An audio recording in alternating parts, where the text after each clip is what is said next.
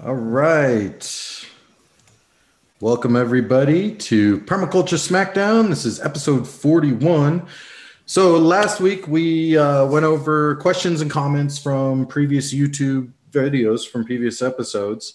And today we're talking about Rajneeshees. So Paul has some experience with Rajneeshees living in Oregon. And I have some experience with Rajneeshees in that I just watched a documentary. There's a new documentary series on Netflix called Wild Wild Country. It's really good. And so I suggest you watch it. And we're going to talk about. So I watched it. Paul did not watch it, but he has the experience with Rajneeshee. So I think it'll be an interesting comparison. Before we jump in on that stuff, I've got a couple of show notes of stuff I want to just real quick cover. So first of all, I want to say parsnips are delicious. I'm going to grow tons of parsnips this year. And with all of my gallstone and gout stuff, I'm supposed to not eat any potatoes. And it's like, that's kind of weird. But I got to tell you, like Jocelyn's making these hash browns with parsnips way better than any hash browns I've had made of potatoes. Like this is like so delicious. So, it's all about the parsnips this year. So that was one note. Another thing is like, I think, I don't remember when we mentioned this, we were talking about the reviews of my playing cards on Amazon. And I was saying, I think it was like after the show, we were talking to our little inner group, right? So I just want to say I got 1 5-star review in the last week. And that was like after. It's just nice. It's just nice. I check it like every day, and then so I got the little 5-star review. That was a little nice pick me up. So whoever did that, thank you. The name was like not a name; it was like a obvious pseudonym. We just finished the big push this week with the Permaculture Inner Circle Elite Pie, PIE pie. Yeah. Oh, we did that. We just started that yesterday at like noon, and we did a big push.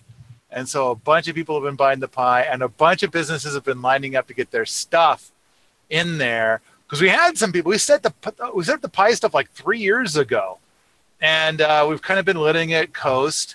And there's a bunch of benefits to it. And so, but now we're like revamping it, and suddenly the whole thing is like really coming to life. And so that I know that we've got like a new video on there about how to make your own emergency home battery bank that's like 33% discounted. Includes 3 DVDs as streaming. One of it, which is making your truck function as a generator. Very handy. Very, very handy. I've watched all 3 of these videos. I gotta say, they're really good. They're really good. I was there at the workshop. Oh, when it was being put together. Yeah. Okay, cool. I didn't see you there, although it seems like we've got that new appropriate technology video up, and it's like almost every shot there's you. you're in all of it. Gotta be, man. I gotta get in. I get into it. And another thing in this 3 DVDs as streaming thing is like you set up something that's in your house where you have some batteries, and then if the power ever goes out, it's all set up so you could pretty much continue doing whatever it is that you do off of these batteries. Yep. Like it doesn't have to be an expensive UPS or something. It's made really simple. And while you're doing your normal driving, your alternator's charging those batteries. Right, for the truck version, for the one that goes in your truck. Yep. But the truck one sounded really cool. So basically you get to a job site, and your truck is turned off. It's got some batteries in the back, and you run your saws and shit off of those batteries. And if the batteries ever run low, you just turn your truck on. And that can be done into a camper. You could do that into a camper or trailer if you wanted as well. But I just thought it seemed really, really cool. Anyway, there's a video out there which you saw, and you said you're on the fence whether we should like bring it into the show or not. Like, well, we definitely shouldn't show it because it's pie only. Oh, Okay, right. Good point. Good point. But it's actually an article that I wrote years ago, which somebody put together in an interesting fashion. And I don't know, it kind of drives the point. It makes it seem like my words are poetry, is what it does. And I thought it was an amazing job. And of course, I think it does. It especially drives the point home. And so it's my Eco Poser article, or the Wheaton Eco Test. Yeah, with a bunch of visuals added. Yeah. I thought it was very nicely done. I mean, I suppose that if somebody wanted to spend 2 weeks making it, they could have like pumped up the visuals even more. But I thought, because he said he made it really fast, and I thought, really, man, this is really good. Cool. Do it for all my articles. That's what I said to him. I said, you have my permission to do it all you want. My only comment was that the audio was the music was a little too loud, so I'm gonna contact him and ask him if he can turn that down, and then hopefully for future ones he'll do that too. So hopefully people will sign up for the Pipe program. But actually, my people that are here right now that are part of my Patreon thing, you guys already have access to this video. I don't know if anybody has already seen it because they're part of my Patreon peeps. But I'm looking down here to see if there's some feedback. Oh, there's somebody saying they bought my cards. When I get them, I will give it a sweet review. Oh, thank you, Dana. Mitchell wants to know what our favorite permaculture book is, and Permaculture Designer's Manual, of course. I gotta say, okay, so that's my favorite. All right, so this is permaculture's been my life for so long now that I kind of, it's not like I have a favorite permaculture book. It's more like I'm so used to being asked or telling people like, what book should I get? And I'd have to say that my answer for the last 4 years has been, if you're working on less than an acre and you're going to buy only one book, then get Gaia's Garden by Toby Hemingway. Mm-hmm. But if you've got more than that, then you need to get Holzer Permaculture. Yeah, so you have favorite books for different circumstances. I have a favorite ultimate book, and I have favorite books for different circumstances. Okay. Right? Because if someone's asking you, hey, I got 1 acre, what book should I get? What's your favorite book? You're going to say Gaia's Garden. But if someone were to say, of all the books, Paul, what's your Bible? And it's either Atlas Shrugged or Permaculture Designer's Manual for me. You know, you and I were talking about this a little bit on Sunday about not only the stuff that we're about to talk about, but I needed to check in with you. I was kind of getting to a point where I felt like there were certain words that were used. In fact, one of the words is used for the Rajneeshees. And it's like, I think anytime anybody uses this word, you learn far more about the person using the word than whoever the fuck they're pointing at. Mm-hmm. And I think Atlas Shrugged is one of those too. And I kind of feel like, oh, don't mention Atlas Shrugged, because then like 3/4 of the people are going to turn this whole thing off. We're not going to get just to influence them, because it's like, man, so many people have been programmed to hate this book. And it's kind of like, and you try to ask them about it, and it's like they haven't even read it. They've been told to behave this way whenever anybody mentions it. Same with the Bible. And it seems like there's a lot of permies that really love this book. Whoa. Yeah, that's my that's what my phone sounds like. It's actually an Amazonian frog. Yeah, I think that's the same with a lot of books, like the Bible. That has a lot of people hate on the Bible and haven't even read it. Now, I agree, there's a lot of crazy shit in the Bible, but in my opinion, but there's a lot of good lessons in there, and it's a really cool story. Like if there was no religion attached to it, and someone's like, "This is an awesome story," hand it to you, you'd be like, "That's a pretty cool story." Okay, I'm gonna as long as we've already driven away 75%, let's see if I can take that up to 98% before we get our job. So if if you, I want to say love, but in some way, if you appreciate Jesus Christ, I want to suggest a book, and that is Lamb by Christopher Moore, and it is a vulgar book. It is hilarious. I mean, if you've ever read anything by Christopher Moore, this guy, he's the inventor of the word fuck stockings. or when when a rich guy like pays for an apartment for this woman who he goes and visits a couple of times a week. He came up with the word that woman's referred to as a fuck puppet.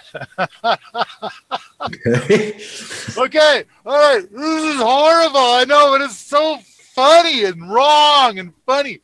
But this book, Lamb, is so amazing.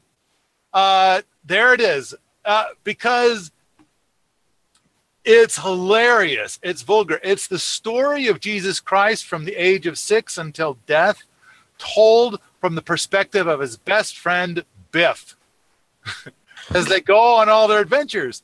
Now, and the thing is I'm told that this book is used in seminaries now. And you're like, as you read it, you're kind of thinking like, no way, no seminary is going to allow this book to come within a country mile. But it's like, oh, look, so I totally agree. That is the best book. Oh, you want me to bring it back up? No, I think Mitch, I'm not sure which book Mitchell's talking about. Oh, it's in chat. Okay.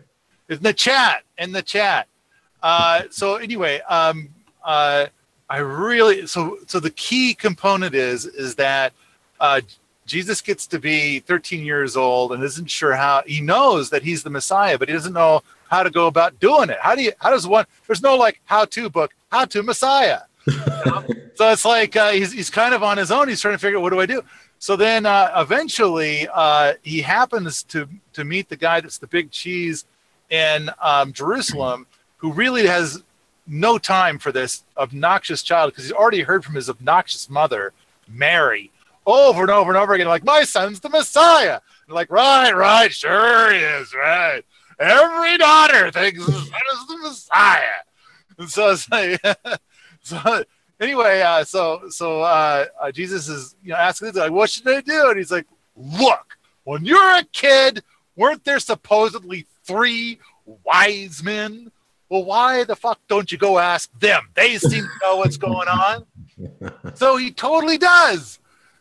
And so he visits the 3 wise men, and apparently, theologically speaking, this is really what he did. So the first one is what was referred to as a magi, a philosopher, and then the second one was a Buddhist. So Jesus was a Buddhist. Jesus studied there for like 8 years and was a Buddhist monk for 8 years. And then went south into India to visit the third wise man, who is a yogi. And so, but anyway, I've got so much to say about this book, but that's not what this show is about. But speaking of religion, today we're talking about Rajneeshees. Oh, right. Okay. I think that's all my notes. I covered my notes. Pi program's pretty cheap, right? It's not very much. Well, yeah, and if anybody gets like 20 apples, they get a free piece of pie. Yeah, and you get like well over $100 of discounts from places when you do the Pi program, right? Yeah.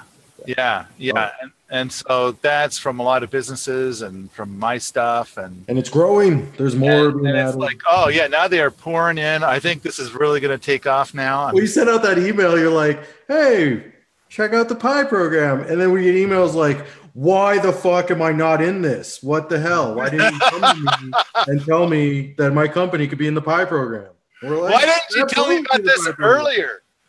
Yeah. Oh, yeah. Why? I mean, we've only been, it's only at the top of every page at Permies for like 3 years or 4 years. It does need to be more noticeable, and I think we're working on that. Okay. Yeah, we'll do some stuff. But Rajneeshees. okay. All right. So how many episodes are there in the documentary series? There's so like rather 7. than having a 2-hour documentary, they made a 7-hour documentary. They had to break it up into 7 pieces. I think each episode's either 40 or 50 minutes, but yeah, almost 7 hours. Okay. Yeah, total. Because there's a lot to it. Like the director did a good job. They definitely I think they definitely dug into it pretty good. The situation in Oregon, they definitely dug into pretty good.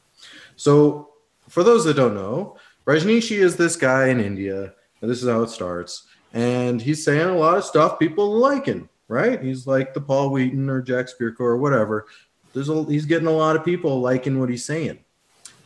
But he's also getting a lot of haters, including the Buddhists, or was it monks? It was either some kind of monks or Buddhists. They were pissed off about what he's saying because they're going, that's capitalistic. We don't do capitalism. You don't write fucking books and sell them. You don't tell people to be capitalists. And he's saying, no, yeah, you do. Like, it's a good thing. Anyway, so he's got a split there. At some point, someone throws a knife at him during one of his speeches, trying to kill him. And he goes into silence mode. Now, there's a lovely young lady, I'm sure, lovely intentions, horrible parenting, I think, possibly.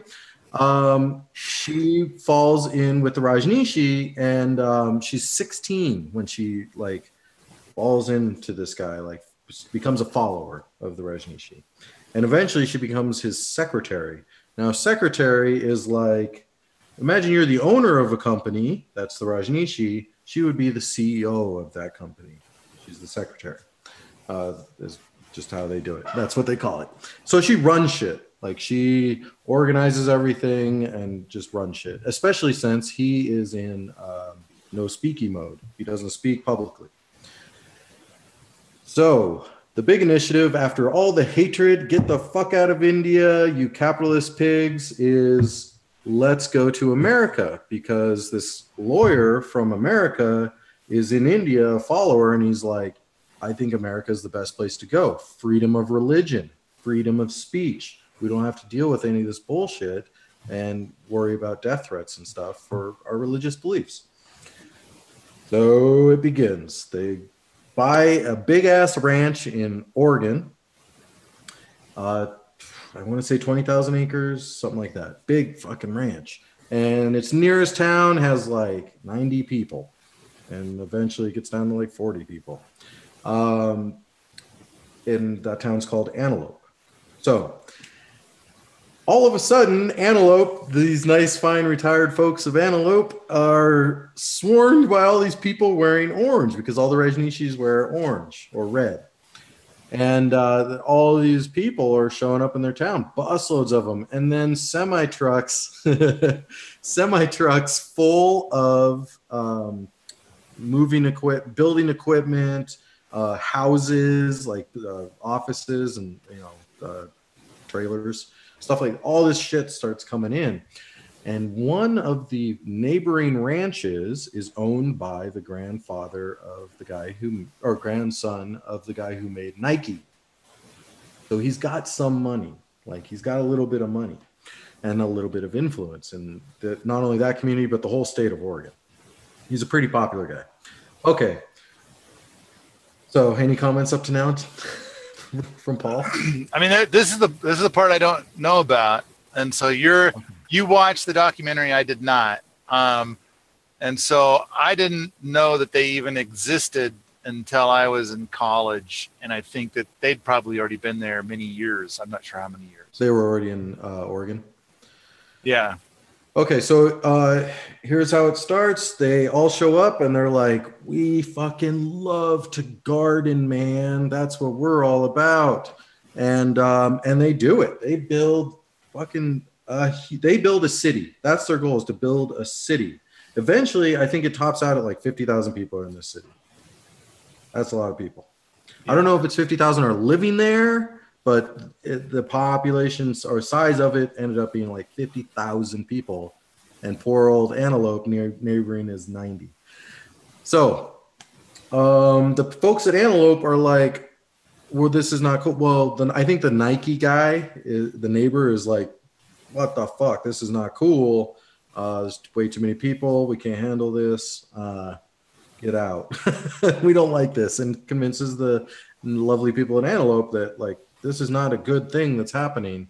And the Antelope people are already kind of like, this is not a good thing. But they get informed.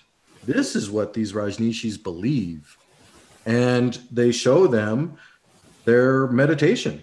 And so their meditation of the Rajneeshee is like, first step, breathe really heavy, really, really heavy, hard through your nostrils and get lightheaded as fuck doing that. So they do that and they get all lightheaded. And then step 2, go fucking nuts. And they just start pounding on shit. They'll pound on each other and they just flailing on the ground and screaming, and they're naked sometimes, and they're all naked together flailing around, and it looks fucking crazy. And that's, of course, the part that the folks at Antelope and the rest of the country eventually are like, what the fuck are these people doing? Because it can, and I think it also can get violent, like people get bloody and stuff, like they just go nuts. And then the third phase is total calm. Now you calm down and you just breathe and relax. And so that seems to be what the whole experience is of their meditation style. And of course, once you get people are already like, I'm not sure about all these people moving in, they're all wearing the same color, like that gets, what's the bad word? Cultish, right? Like that's what these people are thinking. That this is like cultish kind of activity. Everybody's wearing the same kind of colors. Although I'm sure all of them had the same color of flags flying. But anyway, these people all wearing the same colors. That's kind of weird. And then all of a sudden, and here's what they do. And they show them not the calm, relaxing part, the freaking out, breathing heavy, getting lightheaded, which when they're lightheaded like that, they look weird. It looks like they're stoned or something, kind of off in the wilderness. And so that freaks them out. And they want to basically say that it's an environmental problem of them being on this land. And so they want to pass a bunch of laws to try and get them to go away. Okay. And so here's where we enter the big discussion. All right. So now here's where we begin. Because somewhere around that point, I had no idea that they'd gotten 50,000 people there. I always kind of thought it was closer to like 500. Oh, 500, yeah. I thought it was 500. Josh just posted something that says 6,000. 6,000K. It should be 6 million. They had 6 million people there. There's 6 million people at this. That's according to Josh. I think Josh is wrong. He's now laughing at himself. Yeah. Oops. Yeah. I imagine, but I think there was 50,000. So I think they had like a yearly event, and that brought in everybody. I think that's when they had 50,000. There was 50,000 in there somewhere. Okay. Anyway. All right. So when I was in college, I had this great girlfriend, and she, if it weren't for her, I would probably just sit in a room and stare at a computer all day, every day. But she came up with like an event pretty much every night. And so we went one night to see this presentation, which was put on by somebody from the Rajneeshees. And what year was it? I'm curious. Oh, it had to be the mid 80s or something, maybe the early 80s, something like that. 84, maybe 83, 84. I would guess it's probably 84. Okay. That's just a guess. I was 0 years old. Okay. Yes, I'm fucking old. So I'm at this college thing, and I had never heard of the Rajneeshees. I had never heard of any of this. I didn't know anything about it. So I went, and it was like an hour and a half, something like that. And the thing I remember was that they showed a picture of like, here is this creek bed, and there's even actually a little creek in it. And it looked like, just a bunch of fucking rocks. And here's a picture from the exact same spot, like 2 years later, and it was a big green jungle, Yeah. And it's kind of like, wow, now that is super cool. They did a lot of cool stuff on that property. was not done with irrigation. And I'm kind of like, okay, that's what I want to hear about. I want to hear all about how you did that. But she talked about all kinds of different things that they were into and stuff. And there's a lot of stuff she definitely left out, because then after that, I started reading about it in the paper and hearing more and more about it. And then things, the shit started to go down and whatnot. But I think in that era, I think I had a housemate who subscribed to Playboy, and I read all the articles, and they got pictures of naked women in there too. I gotta tell you, I saw some things. But they had an article in there about the Rajneeshees, and and it was like, oh, it's this free love community over in Oregon. What? And so it went on about how it's like, oh yeah, they just have sex with each other willy-nilly all the time whenever they feel like it, and they don't, And then one of my favorite comic strips at the time, featuring Bill the Cat, was Bloom County. And then so one of the main characters goes to the Rajneeshee, thing, and within 15 seconds is brainwashed, and they can't get him out. You know, and so it's like, all right. So then I'm learning about all this Rajneeshee stuff from a totally different angle. But the thing I understood is that they got this guy Rajneesh that they really think he's cool, and people go there and they live there and they do amazing acts of gardening, and so then all I could kind of think is like, okay, a bunch of people who are into gardening go to a place where everybody's into gardening. That seems perfectly reasonable. And I got this main guy who for some reason loves Rolls Royces. I learned that. And he's got 50 of them or something.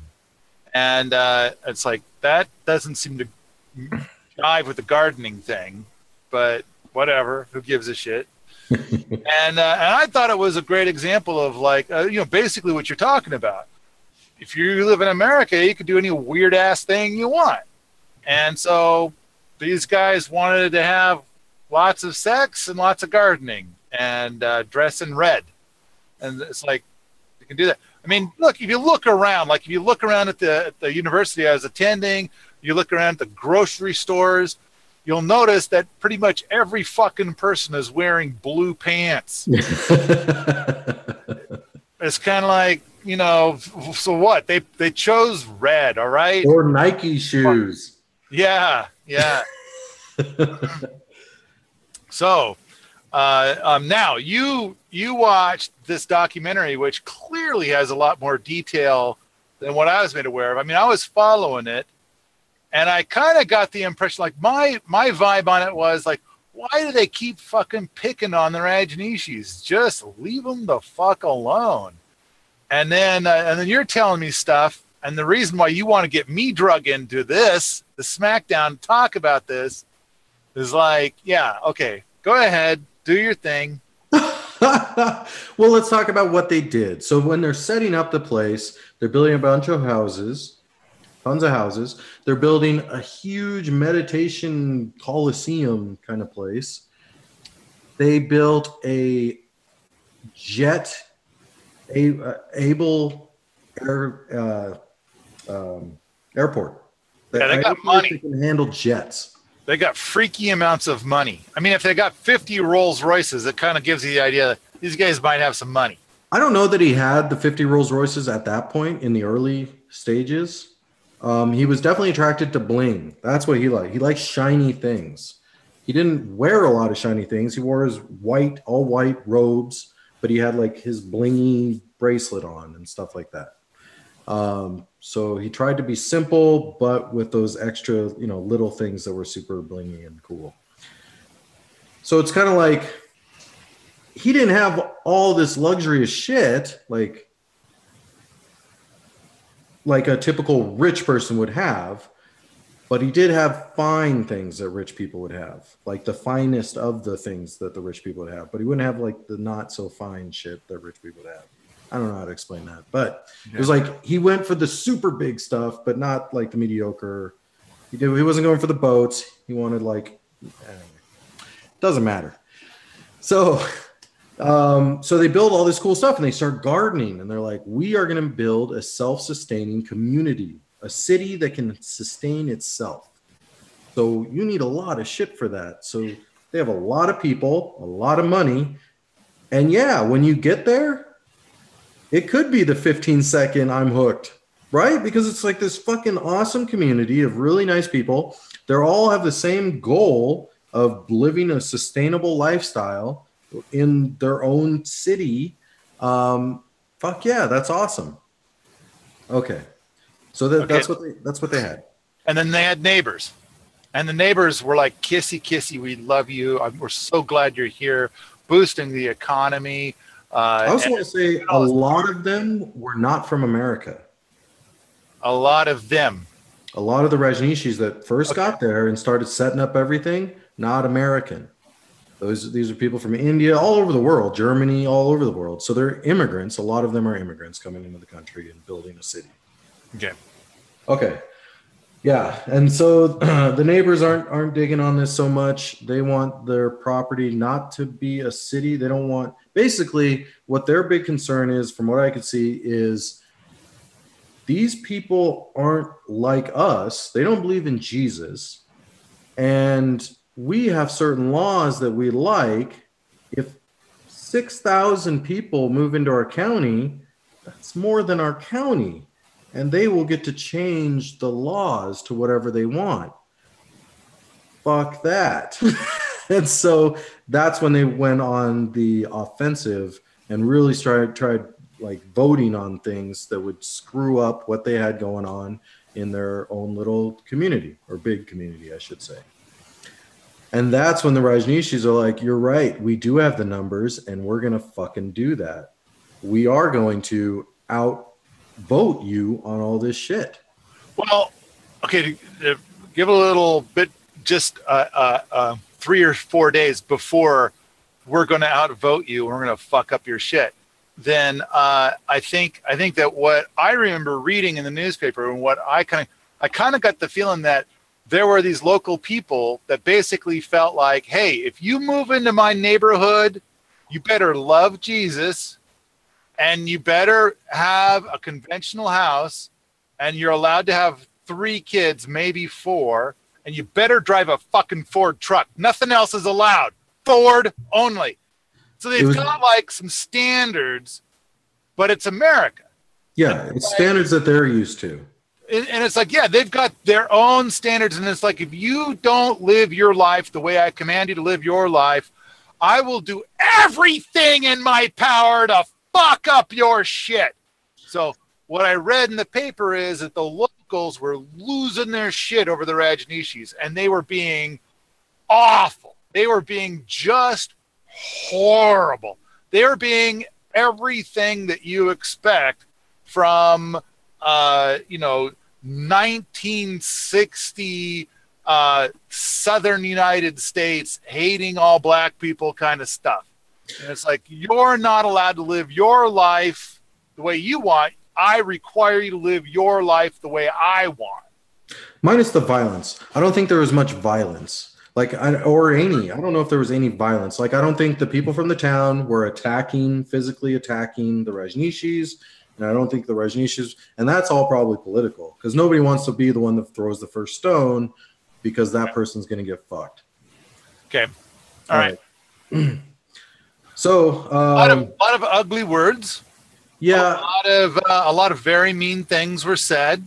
It was like, nasty. No red, we don't bleed red or whatever. We don't want red blood or whatever. It was all the red, basically. The Nike guy put together a pretty big campaign about how awful these Rajneeshees were. Well, he did that after the Rajneeshees showed that they could actually vote out shit. Like, they started voting out shit and like taking over the city council and stuff. Right, which is totally legal. And then they kept getting pointed, like picked on, and like we're by the Nike guy and the locals, and it started getting crazy. Let's hold off because we're not there yet. There's still more to the story to tell until Yeah. the point. So while that kind of stuff is starting to happen, the Rajneeshees are like, we need more people to vote. We need to make sure. Oh, right. This. I know where you're going with this. Right. So what they did is they were like, we have something that is going to be great for PR. We're going to love this. And it's going to get our votes up and we'll get more followers. Money, though. Who are the perfect people to get? Let's get all the homeless people. So they started going out in buses and picking up all the homeless people and saying, we have a place for you. We have a home for you. You'll have a community. You'll have food. You're going to love it. Come join us. And the homeless people are like, fuck yeah. So they got all these homeless and they just started trucking in shitloads of homeless people into the community. Now, there are some rules the Rajneeshees have. Okay, I want to just bump in real quick, you know, and that's got to be a recipe for disaster.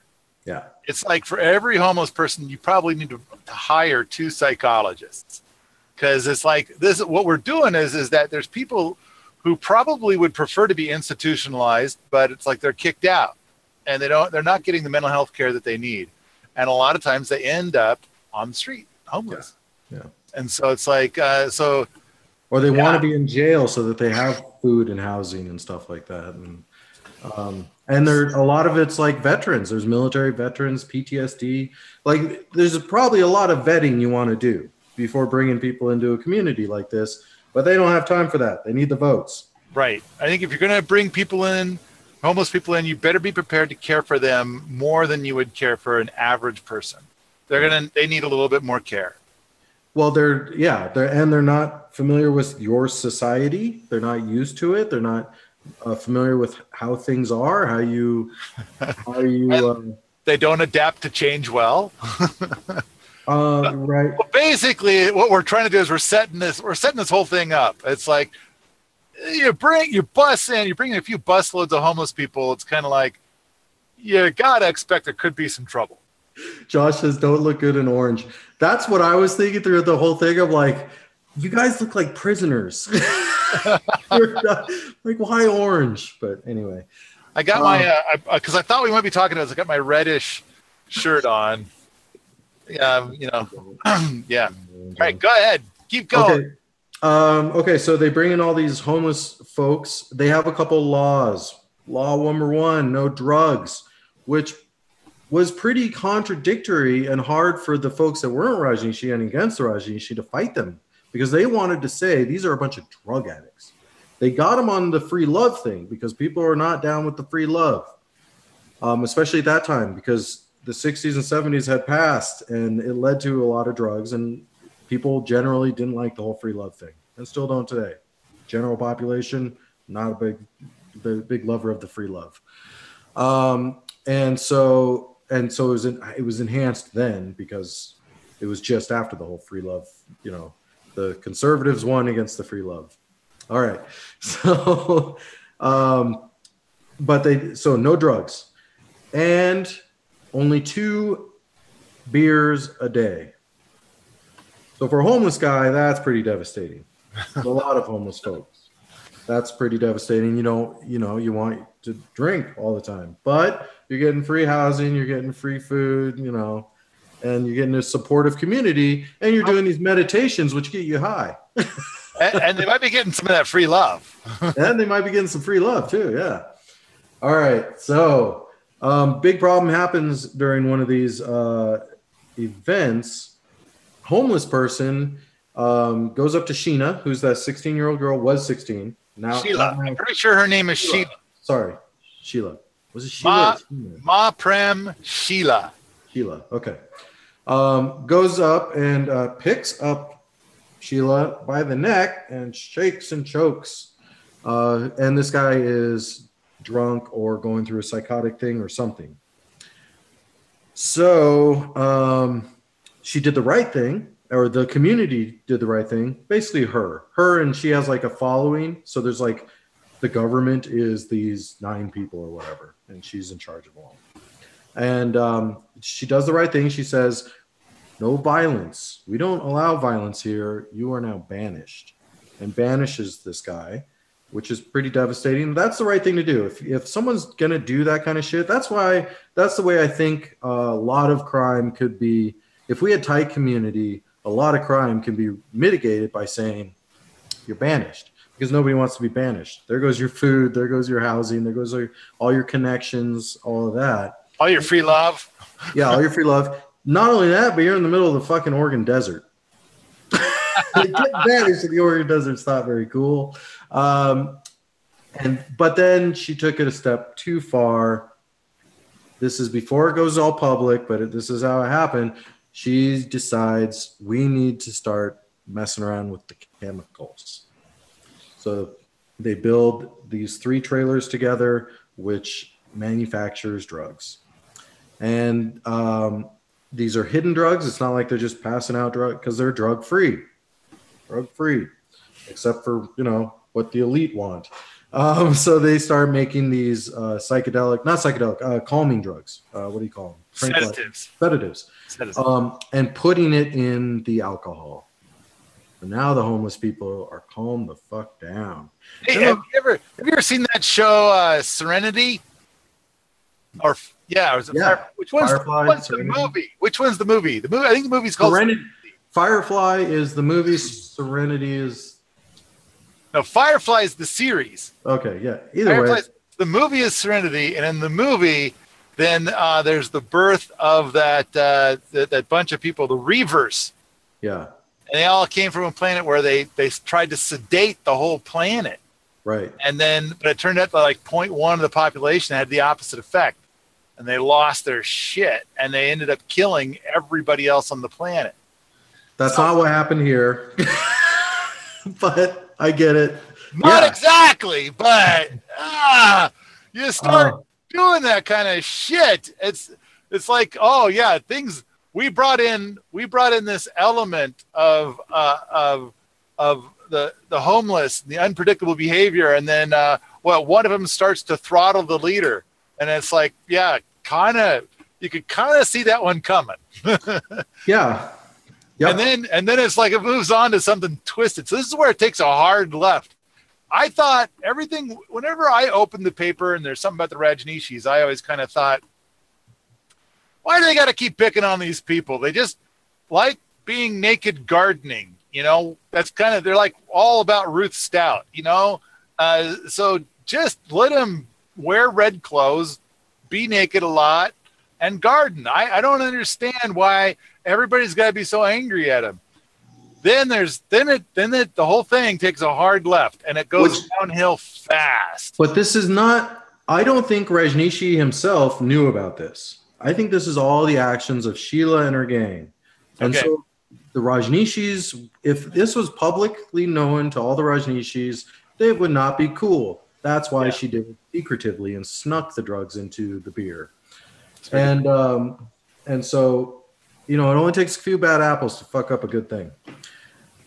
Okay, so these people start getting drugs in their drinks, and they like it. They're like, man, you guys got great beer. Gets me fucked loose. And so all is good. All right.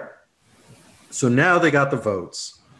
And the people in the county see, shit, they got the votes. Like, this shit is getting crazy. They start getting seats of office, town councils, stuff like that. We got to put an end to this. And they start making threats. And then the lawsuits start. And all this shit starts. The shitstorm starts. And you have a Hollywood aspect. The Hollywood people are getting into Rajneeshees. And the Hollywood people come, and some very wealthy Hollywood people, and, they're contributing hundreds of thousands of dollars to the Rajneeshees. And they start getting special treatment from Rajneeshee himself. And this is also when Rajneeshee comes. He finally comes to America. Yeah, we'll get to that, Josh. Yeah. It's coming. Yeah, keep your pants on there, Josh. All right, so Rajneeshee comes. Holy shit, Rajneeshee's here. Everybody's in love. Everything's perfect. Like they got it super clean for the Rajneeshee. He comes. It's great. Everybody, the savior's here. The Hollywood people start getting special audiences with the Rajneeshee without Sheila, which Sheila is not happy about because Sheila needs she needs to be near with Rajneeshee. She needs to be the secretary. She does not want to lose that job. She started that job when she was 16. It's super important to her. It's her whole life.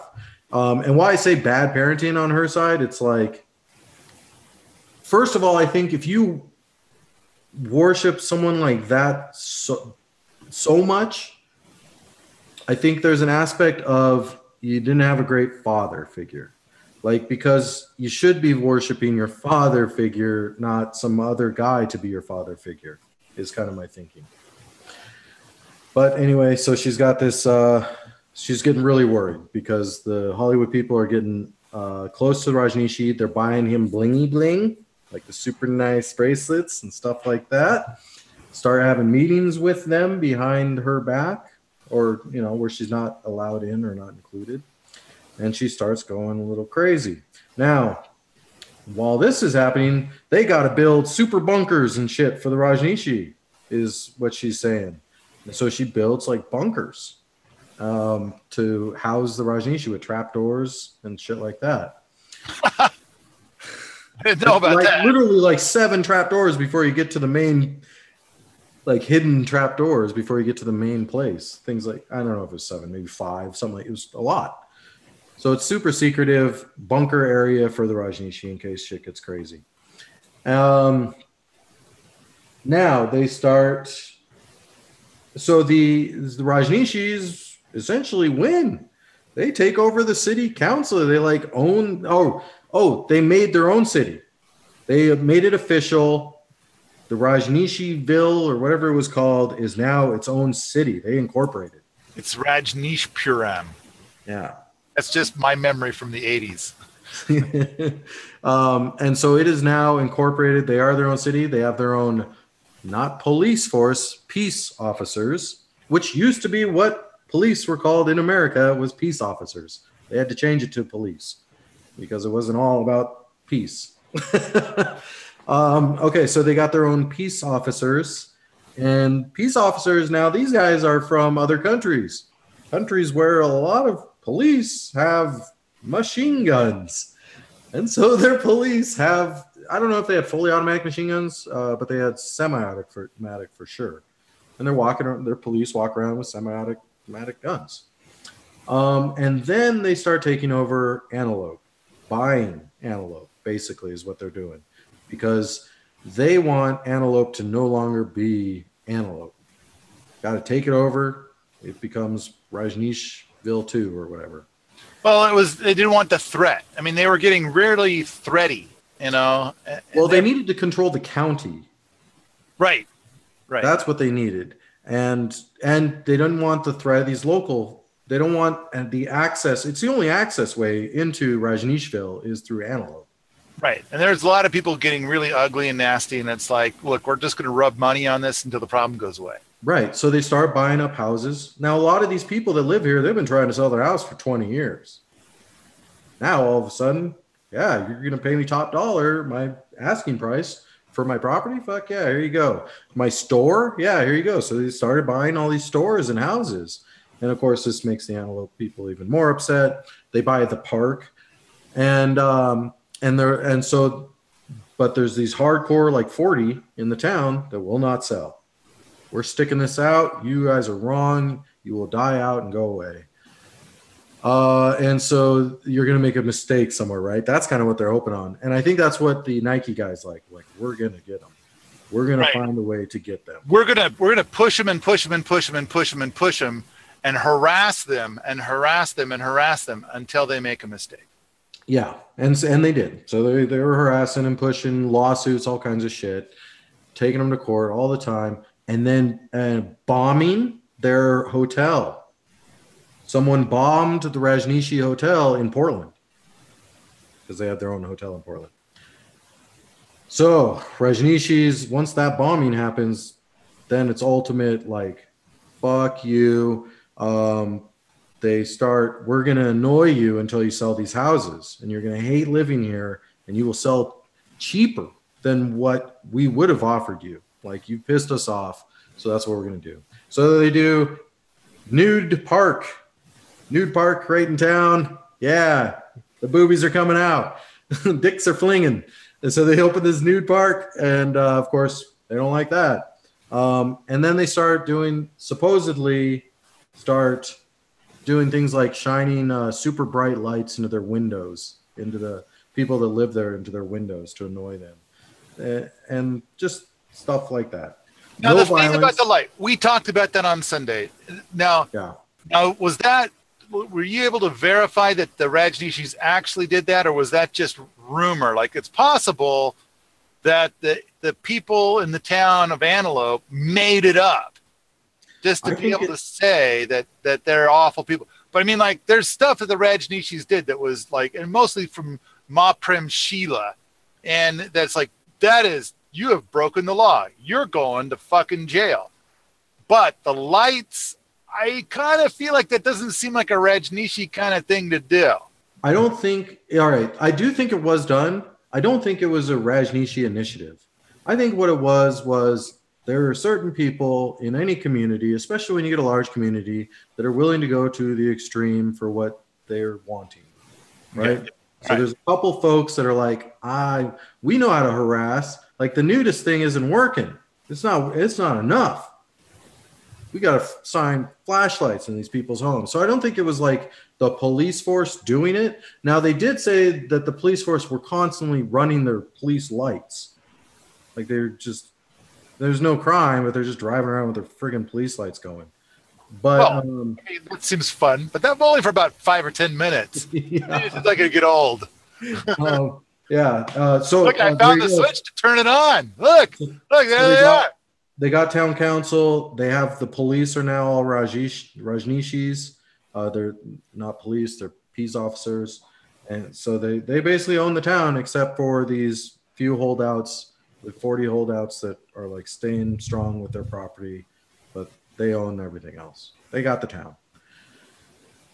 Next is the county. So after the bombing, the Sheila's like, that's it. We're taking over the whole state.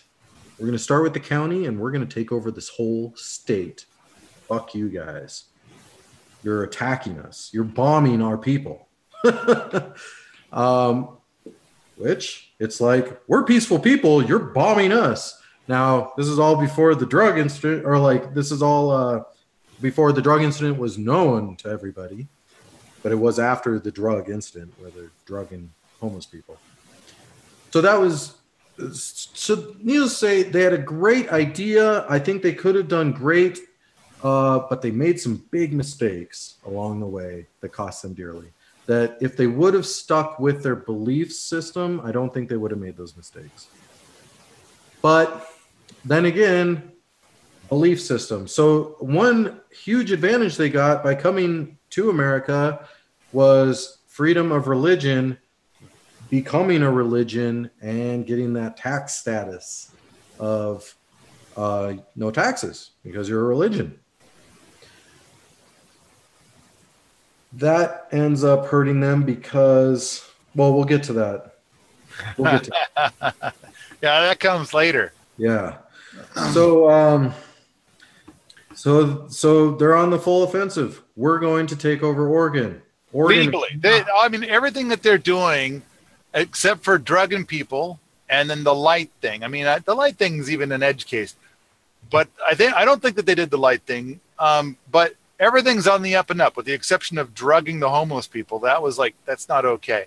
Yeah. But everything is like, we're going to, and it all they start off peaceful, and then their next door neighbors are like, we will not allow you to pursue your own religious stuff. We will not allow you to wear only red. You got to wear some fucking blue jeans.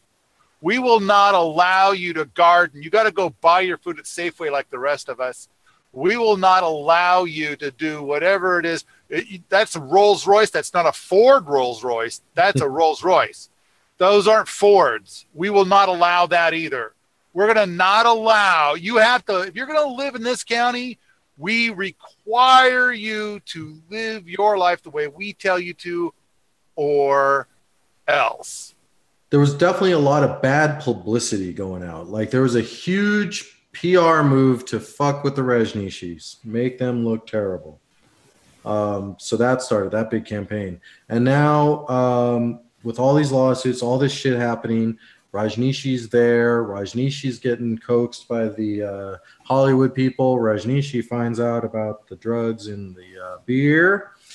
And Sheila's looking like you might get kicked out. Yeah. So Sheila either finds out or believes that Rajneeshee's doctor, one of these Hollywood guys, is getting him addicted to drugs. And there's some film of Rajneeshee being pretty fucked up, like walking funny and shit like that. And so Sheila's like, this guy's drugging my god. Rajneeshee's a couple hundred years old or whatever. I don't think he ever says he's a god. In fact, I think he says, don't follow me. I'm not, But bear in mind, it's been like 20 years since he went public with anything. Like he's in his no public speaking mode still throughout this whole thing, from like the time he's in India to way after all the shit goes down. He's in no speaking mode. And so Sheila's under a lot of pressure. And so Sheila has the best shot in town, because she's a good shot. By the way, they're shooting a lot. They're doing a lot of firing range stuff, practicing. They're gearing up for getting attacked. They think they might get attacked. We're going to prepare for that. We go to the shooting range every day. And they're gearing up and they got a lot of money, so they got a lot of ammunition. And back then, ammunition and guns were pretty damn cheap. So Sheila gets the best shot, and the best shot kind of becomes Sheila's, I won't say assassin. Oh yeah, I will. Assassin. And she wants this, I can't remember her name, Sherry or something. Anyway, she has this lady dose in like a group of people, sneak up behind the doctor, inject him with the poison. Kill this guy. Kill the doctor. Thanks, Dana. Dana says, going mobile. You guys make my week. All right. So she injects him and, gets the needle in, some of the juices, and the guy gets away, doesn't die. Thank God for Sheila. That could have been terrible. That could have been way worse for her if she would have killed him. But anyway, so she tried to kill him and or ordered the death of him, I should say. So that shit's crazy. Pretty soon after that, people start getting really sick in the city next to them. Like really sick. It's called a bio attack. I'm trying to find someone that posted what the name of that town was. Was it the Dalles? The Dalles, yep. Yeah. So all of a sudden, all these people start getting really, really sick. Like, I don't know if people died or how many died, but anyway, really sick. So that starts happening coincidentally. There's no ties yet to Rajneeshee's doing this, but there are suspicions. Basically, it got out of control. That's when shit just got out of control. Rajneeshee should have got rid of her the moment he found out anything crazy. Right. But all right, let's cut to the end. It turns out Sheila went to a restaurant in the Dalles and put some kind of poison in the salad bar. Not her herself, I don't think. I thought it was her herself, but okay, all right, I'm willing to look that. I mean, it was like, how good is my memory? Yeah. This is a long time ago, and so And they thought it was the food carriers. They were blaming it on the food handlers, the processing company that was delivering the food. That's what they thought was causing it. Okay. At first. All right.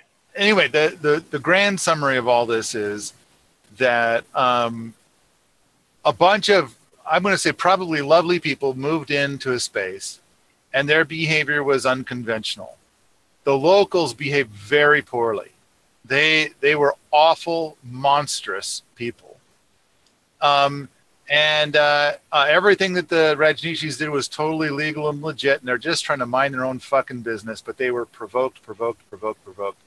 And then it turns out that their leader, effectively, so this Maprem Sheila, goes down a horrible dark path, which does authentically reflect poorly on the rest of the Rajneeshees. Yeah. And so, and then it just goes really awful. Now, I kind of feel a little bit like, I think you kind of mentioned at some point, wouldn't it have been cool if they'd have kept on going with whatever they were doing? I mean, what would it be like there now? Would it be like a big permaculture paradise? Right. They couldn't, I don't think, because they couldn't, because Rajneeshee owned it all, and Rajneeshee got arrested. Yeah, he got deported or something. Yep, he got deported, which was total bullshit. Like they got him on immigration things, or it was either taxes or immigration. It was like something that wasn't a big deal. I mean, I think a big thing is that they got to a point where the government was involved, and the government was looking for any excuse they could come up with to go fuck up their shit. And I think you nailed it on the head there when you said something like they wanted to go in and say, what a bunch of fucking drug addicts, but then there weren't any drugs. And so it's like, damn, that's usually our go-to. If anybody does anything we don't like, we shut them down in an instant because we found a joint. Yeah. 50,000 people, and we found a single joint of marijuana. Shut them all down. Repo the whole thing. That's their go-to. And it's like, well, we're going to plant drugs, but then they had like it was a gated community. It's like, you can't just drive in. Nobody came in. Like, yeah, wasn't allowed. Yeah. And so it's like, all right. So then they let some media in sometimes, for promotion. And I think an important thing is like, well, why would you be a gated community? Why would you not let people in? That seems like kind of a cult, to have a big gate and everything. And it's like, look at the psychos next to them. All these people that are just got this constant barrage. And then the government's like, we're looking for any excuse to tear everything down. Yeah. And it's like, fuck, what do you got to do to just fucking garden naked and sometimes wear red clothes? I mean, but now granted, in hindsight, I think it would have been great if what they did is like, Sheila's psycho, she's got to go to jail. And then everybody else can just keep living their life, But it sounds like Sheila had some people that were like with her. But I gotta confess, it does make the whole group look bad it'd be one thing if like somebody that was just there was out doing the lights and the windows thing, or somebody that just happened to be there was out poisoning people in the Dalles, then that person. But it's like when it's your leaders, it does make the whole group look bad, because that leader is supposedly really following the values set forth by Rajneeshee, and it makes Rajneeshee look bad when his right-hand gal is like doing such horrible things. Yeah. And they had to get Rajneeshee himself because exactly that. They could just get Sheila, but the community thing isn't addressed. The community's still going to be there if we get the Sheila. And that's what happened. Like they got Sheila, or actually Sheila left. He got her group of people and bounced, left the community, which was a big deal for her, of course. And once she did that, that's when Rajneeshee broke his silence and he started talking publicly. And that was a big mistake of his, because he started bad-mouthing everything she did. And there's a lot of good shit she did. And he started saying, we're not a religion. Oops. Big fucking tax problems there, buddy. And he just started bad mouthing on the defensive big time. And that ended the community side. And he started letting the federal agents in. He started letting in, he's like, we got nothing to hide. It was all Sheila. If you find anything fucked up, it was Sheila. And so now they can plant the drugs. Good. So the feds come in, and I think I have high suspicions that like the FBI, there was already people that were spies. I think there were already federal spies there trying to find stuff, and it took a long time.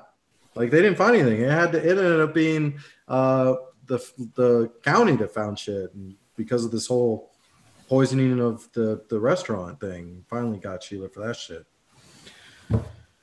Anyway, crazy. All right. So in 2012, I was doing my big tour down the West Coast, and a speaking tour. And so I stopped and I gave a presentation in Beaverton, Oregon. And there was a guy there, and he was dressed all in red. And I said, yeah, you're in Oregon, dressed all in red. Aren't you worried people are going to confuse you as a Rajneeshee? And he says, no, I am a Rajneeshee. That's why I'm dressed all in red and in Oregon. And I came to hear you talk. Yeah. And so I don't know. So I guess it's kind of like I think there's a lot of those people that feel like they did nothing wrong, that if certain people did something bad, don't fuck up what we're trying to do here. Yeah. But it's kind of like, I think that the moral of the story, the thing that I see right now is, it's like we like to think that as Americans we're rather accepting, and you can come here and you can have freedom of religion, freedom of speech, and it's like, really, the law says you can, but it will be the law that takes you down for deviating from the norm.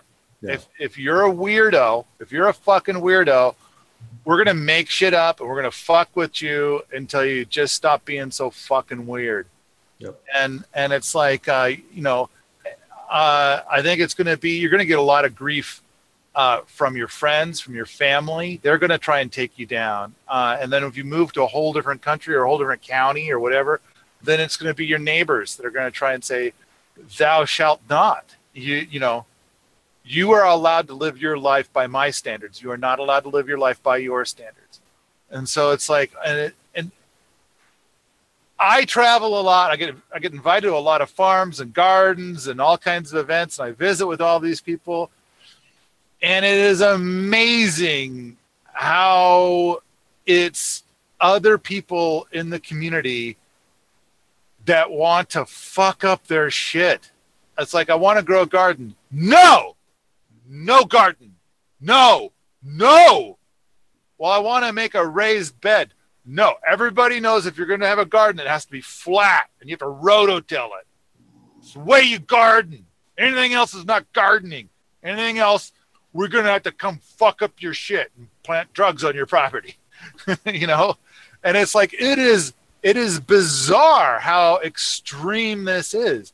And it's like, a lot of people say they can't build a hugelkultur bed because their neighbors would like harass them to the point that they'd have to move, or the city would fine them to the point where they would either go to jail or have to pay too much money, and they'd have to move and go bankrupt. And it's like, it turns out it wasn't even illegal, but they said we're going to fine you $10,000 a day until you remove it.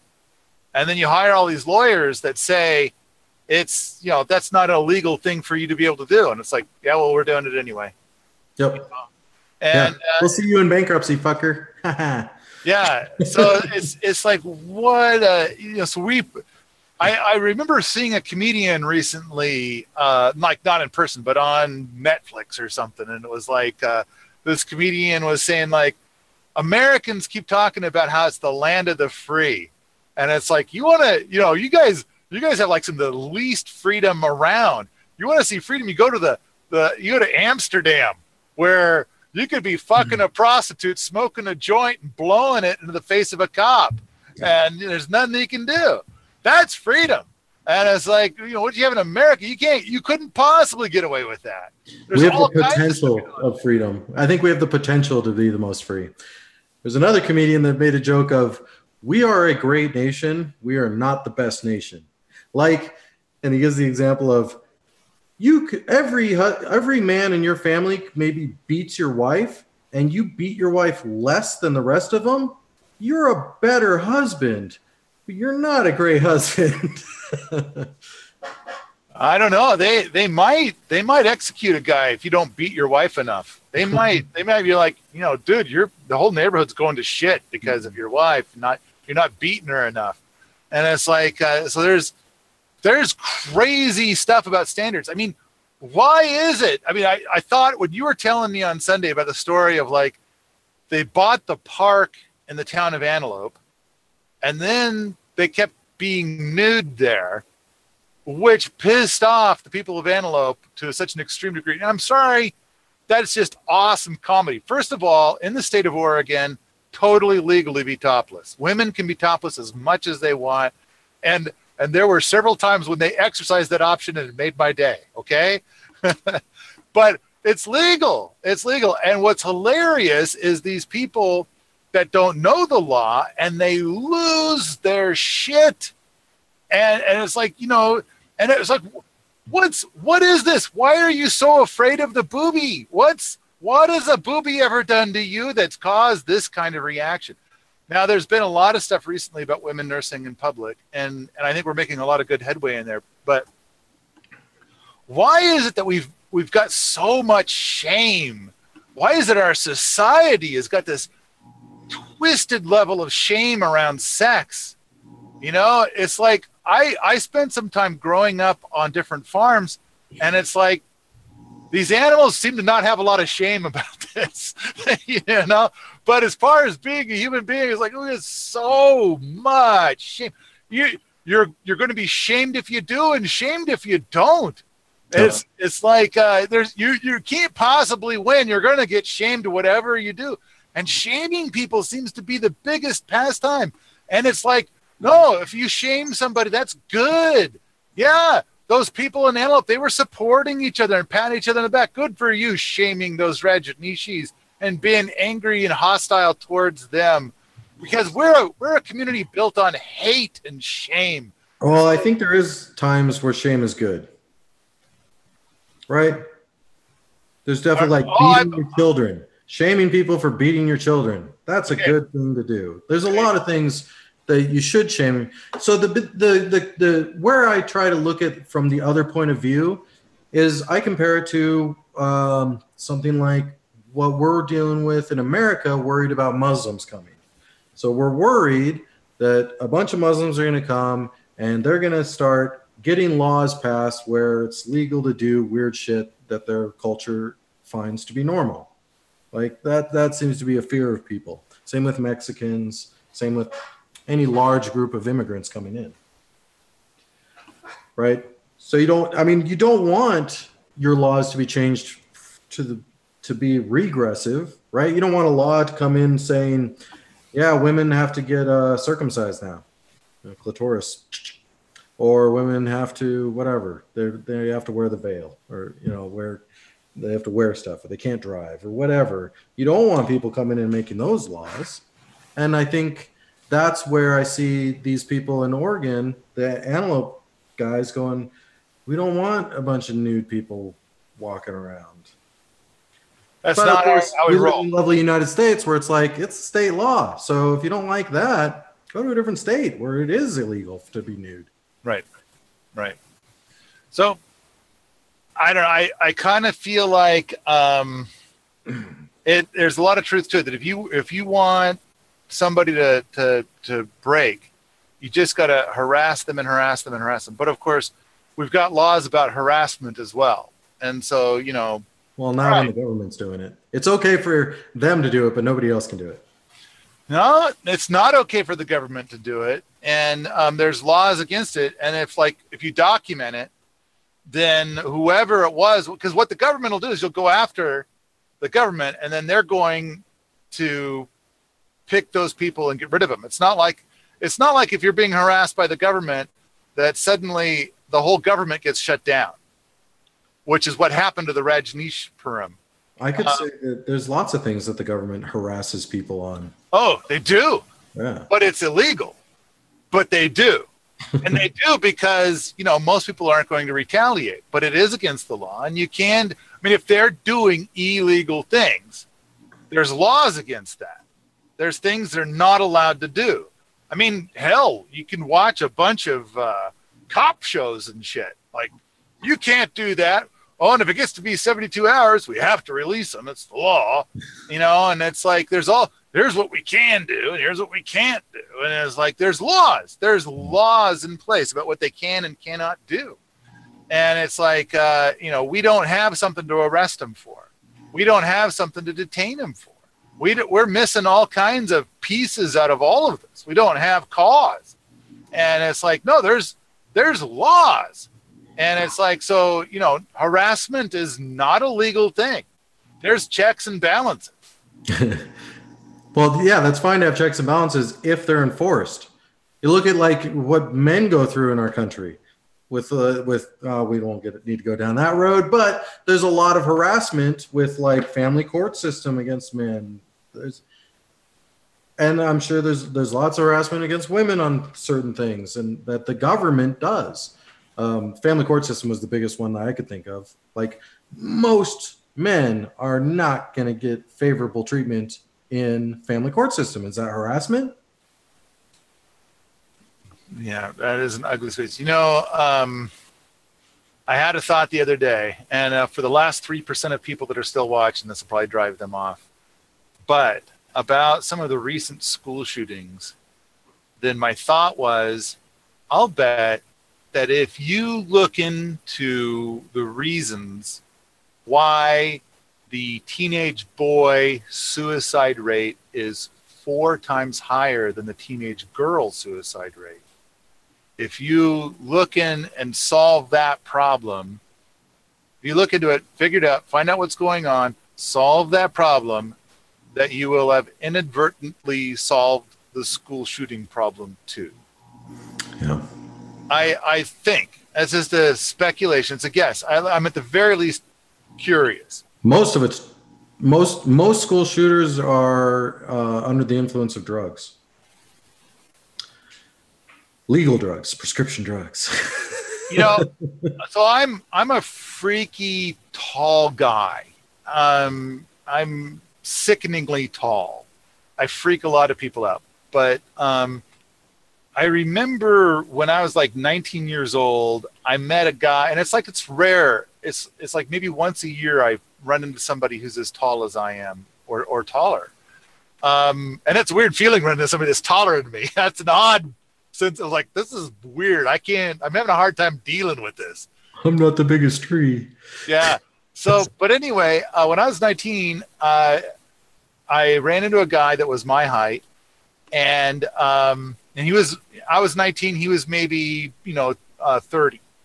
And so then he said something to me, like, I got to visiting with him for like 4 minutes. I can't remember what the scenario was, but he said to me, did you find that when you were in school that you were a bully magnet? And I said, oh yeah, it just seems like it just never ended. And he said, and so he told me that's called, I don't remember what he said, but apparently it's such a common thing that when you're tall, that you're a bully magnet in school, that they gave it a name. It's a something syndrome or whatever. And so I was flooded with bullies all through school. It just, geez, what? Why me? Why are you fucking picking on me? And what is with you? Why are you? So I've got stories to tell, but I'm sick of telling them. I don't want to even hear these stories anymore. I want to try and forget them. And it just went on, and they're stupid shit. So when they start to talk about these shootings, and they talk about how these boys may have been bullied, and it's like, and then people are like, that doesn't matter. They shouldn't have shot people. That's not okay. I was like, okay, yeah, I get it. But I kind of feel like if you're going to treat somebody that shitty, you gotta figure you're rolling the dice every single time that they're not going to go get a gun and blow your head off. Yeah. You know, it's like, no, it's wrong. They shouldn't be shooting people. It's true. But it's like, as long as guns are legal, you got to figure that if you're going to go and bully people, eventually some of them are going to fucking crack and shoot back with actual guns. And it's like, and a lot of times I kind of figure that it's like they've decided to commit suicide, but they're not going down alone. Yeah. And I think that there's some of that. And it's like, from my perspective, having been so giant through school and not playing basketball, then I think 95% of our population has no clue the level of bullying. I mean, you get a little bit of a taste of it when you watch some of the movies that feature bullying. Right. You know, you got your good guy that's a little guy, and he's a bookish guy, and then you got his bully who's an athlete, you know, and it's like, yeah, but they take it farther than that. I mean, in real life, especially clique stuff. You have cliques of people and they'll bully. Yeah. Sure. But it's kind of like I could, and my life, I don't know, my life as a child, I got to go to a lot of different schools growing up. I moved around a lot, and a lot of different families and a lot of different schools. And so I got to see a lot of different stuff. And I just got to say, like, I've been to some places where it's like, and I never had a thought of checking out myself, but I could understand. I could feel for these people. I could feel for somebody getting bullied, and they're like, "That's it. This ends fucking now." Mm-hmm. And it's like, so I kind of think that it's like, you know what, I think we solved this bullying problem. That would probably, and it's like, there's so much of this stuff where, in fact, Chris Rock had a special on Netflix recently where he said he wants his kids to be bullied at school. He wants them to toughen up. He wants them, this is like preparation for real life. And I kind of think, oh, that is so fucked up. And at the same time, it's like, doesn't that send a message like for real life? Shouldn't we be, and you're saying there's times we should be shaming people. Shouldn't we be shaming people for behaving horribly, mm-hmm. for their awful behavior? And so I remember a bully in high school, and I saw him trip, and he was an athlete on the track team, and I saw him trip a freshman kid, a little tiny freshman boy who had a bunch of books. It was like right out of the movies. The books went everywhere, and there's a big crowd, and the crowd started to applaud, and this the bully's girlfriend was with him, and she was kind of snickering. And I was even more obnoxious in high school than I am now, although I'm sure most people watching this believe that is not possible. No. So here's what I did with my big booming voice from a giant body is I yelled at the girlfriend, and I said, "Do you give him head for tripping, boys? The more he trips, the more head you give him? Is that what gets you going, getting good and smoochy?" And it's like, that's what turns you on. You're getting wet now, looking at him tripping somebody half his size. Oh, the book's all over. What a nice touch. That's probably got to really work for you. So she got fucking, you know, she turned beet red and walked up. But I kept yelling shit like that the whole way. Yeah. And it's like, well, what are you going to do? You're going to come after me? I'm a fucking giant. Yeah. So he did. He came after me. It didn't end well for him. Yeah. I'm a fucking giant. Yep. Doesn't matter if you're the ace of the track team. And that was his technique too, to come and hit me with shit and run like hell. And it's like, yeah, but I know where you're going to class next, motherfucker. All I got to do is wait in my giant I know where you're going to body. be. I know where you're going to be. And that's, you know, that's what some of those people with those guns are thinking. They might not be as big as you, but they're like, there is a great equalizer, and I know exactly where those people are going to be. And then there's that. There's that. So I don't know. I think, in my opinion, the solution to all of these problems and a lot more problems is peaceful parenting. And I think if you're peacefully parenting, you are not enrolling your kids into public school system. That's what I think. But all right, when it comes to parenting, first of all, I got to say, my kids turned out to be monsters, so I cannot give parental advice to anybody.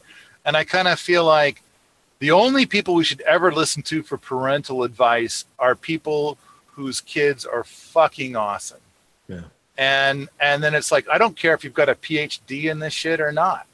The bottom line is like, are your kids fucking superheroes? And if they are, then let's listen to their parenting advice. So when it comes to like throwing around parenting advice, I believe I was super dad. I was fucking awesome. But the results speak for themselves. And it's like, no, whatever I did. And I've got some funny theories now in hindsight, but that's another story for another day. We're past time. Yep, we are. Thank you, everybody. We will see you next week. Be sure to leave your comments. Give us some ideas for what you want to talk about, and we'll talk about it.